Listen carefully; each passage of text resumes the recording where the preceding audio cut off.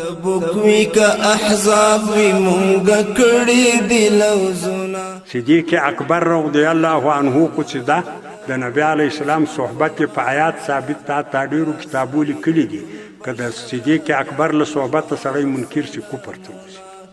بیا صدیق اکبر رضی الله عنه څونه محبت له دنیا سره قطع سو او څونه نبی علیه الرحمن عزیزی د تبوک په غزا کې نبی علیه السلام اعلان وکړي چې دا مجاهدین دي و تبوک ته دا له رومیانو سره جنگ د هغه یو لوی طاقت ته نو تاسې قرباني وکړئ مالي څوک چې څه لري هغه دې راوړي.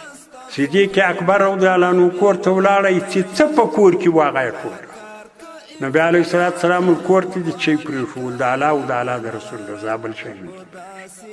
داسې پر نبی علیه السلام عاشق داسې د نبی علیه السلام نږدې ملګری. ډېر دي شرمنده قیادتونه مونږ کور د حقانیانو درلېږو څو پیغامونه.